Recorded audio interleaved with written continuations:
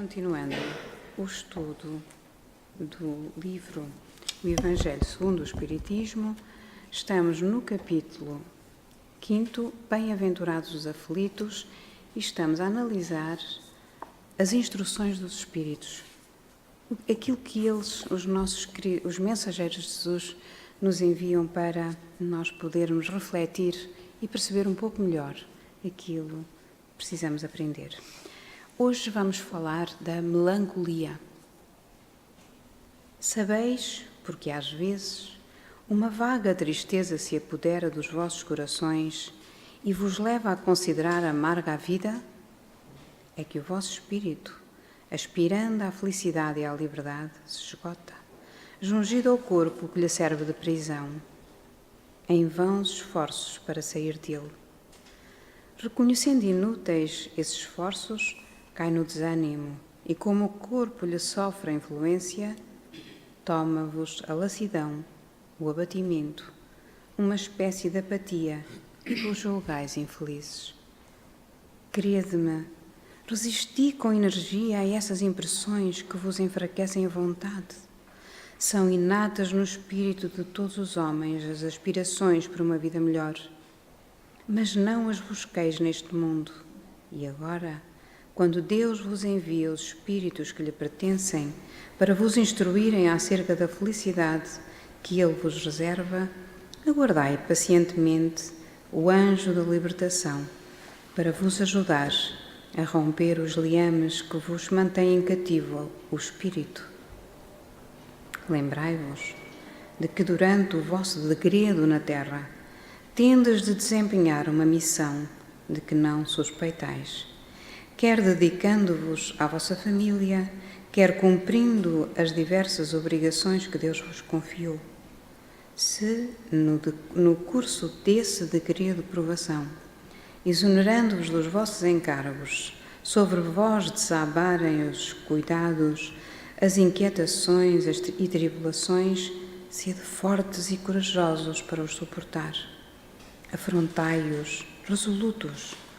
Duram pouco e vos conduzirão à companhia dos amigos por quem chorais e que, jubilosos por ver-vos de novo entre eles, vos estenderão os braços a fim de guiar-vos a uma região inacessível às aflições da terra. E esta mensagem é de François de Geneve, em Bordeaux.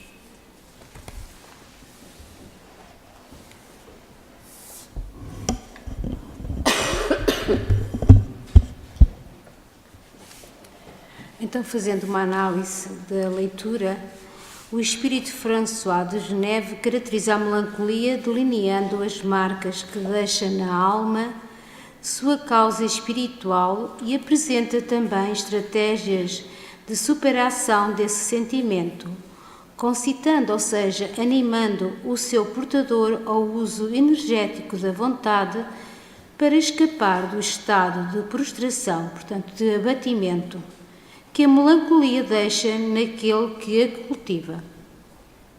Em síntese, o autor espiritual caracteriza a melancolia como um sentimento de tristeza que se apodera do coração, levando o indivíduo a identificar a vida com angústia.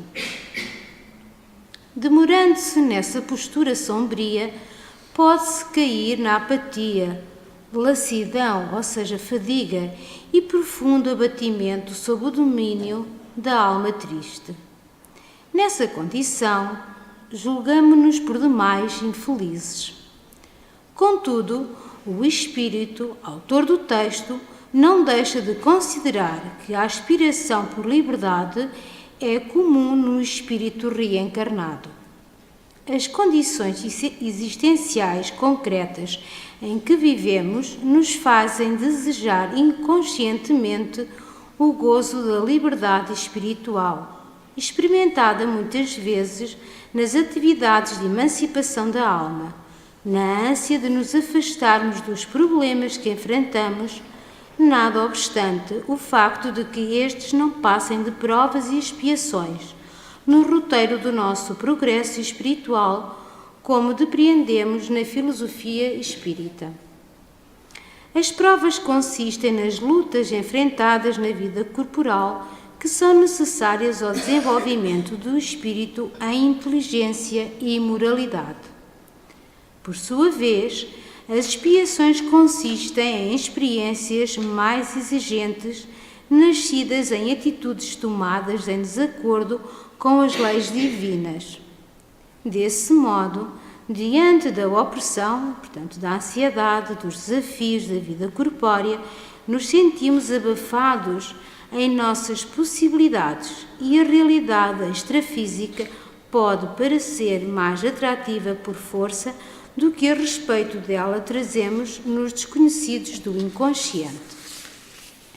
Certamente que uma demorada reflexão acerca de si mesmo permite ao indivíduo perceber que a grande gênese de seus conflitos está no seu planeta interno e ele os conduz em qualquer dimensão da vida.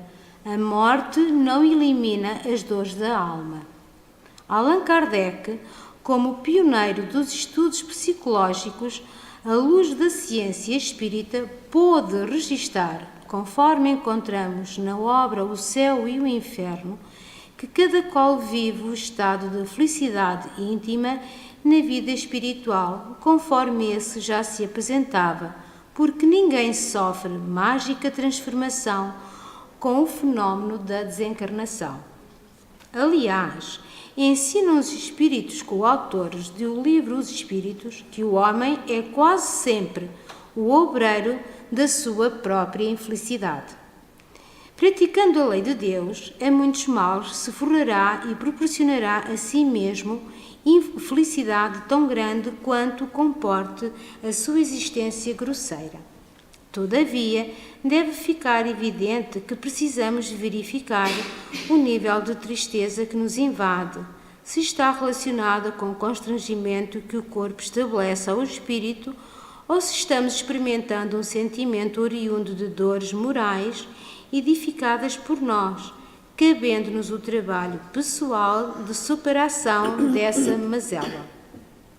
A vontade de liberdade da alma não deve significar desejo de morte, muito pelo contrário, deveria-se instituir em um impulso para estimular o ser na busca de saberes, ações e aspirações elevadas em sintonia com o desenvolvimento dos seus próprios potenciais, mobilizando-o ao crescimento e felicidade possível na Terra.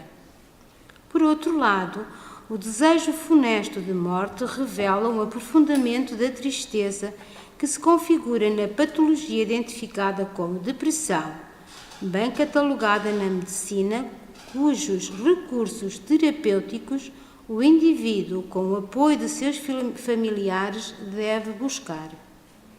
A depressão é diferenciada da tristeza normal e pode ser compreendida como um distúrbio de humor que desequilibra o universo emocional da pessoa. Consiste em uma experiência subjetiva muito dolorosa, produtora de um sentimento profundo de perda que degrada a psíquica do indivíduo. Os processos depressivos estão marcados pela ausência do sentido existencial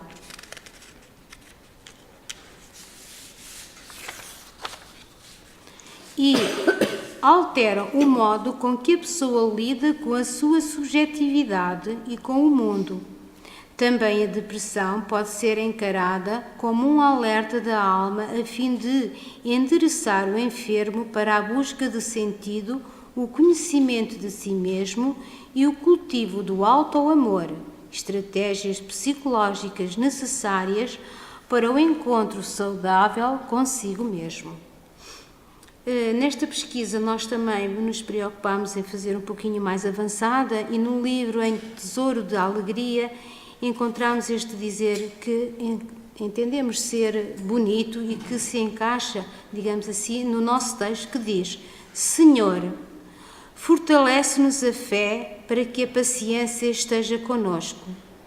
Por tua paciência vivemos, por tua paciência caminhamos. Auxilia-nos por misericórdia a aprender a tolerância, a fim de que estejamos em tua paz. É por tua paciência que a esperança nos ilumina e a compreensão se nos levanta no íntimo da alma. Agradecemos todos os dons de que nos enriqueces a vida, mas te rogamos, nos resguardes a paciência de uns para com os outros, para que estejamos contigo, tanto quanto estás conosco, hoje e sempre. Não sei se querem acrescentar mais alguma coisa. Que eu resumo bem feito. Então, e a mensagem de Emmanuel, através de Francisco Cândido Xavier, para o nosso Evangelho de hoje, é: aproveita. Se alguém diz, eu amo a Deus, e aborrece a seu irmão, é mentiroso.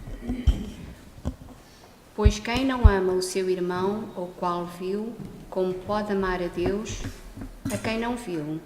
João, capítulo 4, versículo 20. A vida é processo de crescimento da alma ao encontro da grandeza divina. Aproveita as lutas e dificuldades da senda para a expansão de ti mesmo, dilatando o teu círculo de relações e de ação. Aprendamos para esclarecer, entesouremos para ajudar, engrandeçamos-nos para proteger, eduquemo-nos para servir. Com o ato de fazer e dar alguma coisa, a alma se estende sempre mais além. Guardando a bênção recebida para si somente, o espírito muitas vezes apenas se adorna, mas espalhando a riqueza de que é portador, cresce constantemente. Na prestação do serviço aos semelhantes, incorpora-se naturalmente ao coro das alegrias que provoca.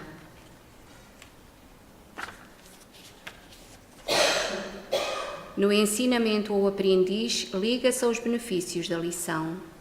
Na criação das boas obras, no trabalho, na virtude ou na arte, vive no progresso, na santificação ou na beleza, com quem a experiência individual e coletiva se alarga e aperfeiçoa.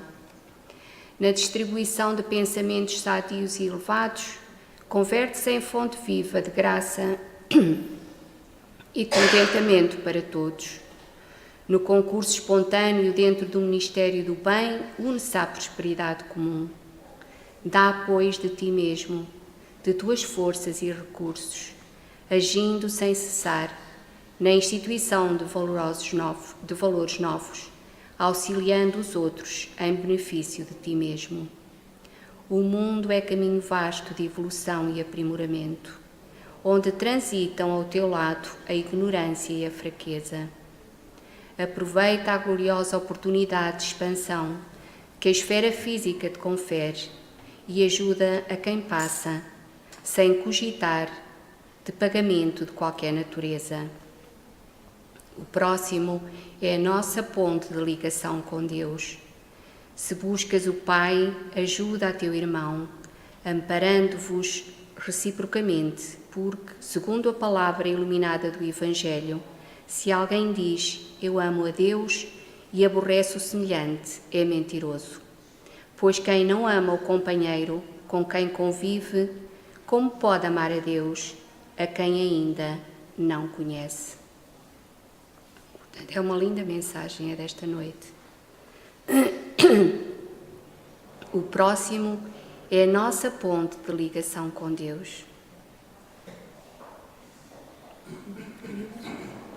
Curioso, acontece por acaso que as duas leituras estão sempre em sintonia.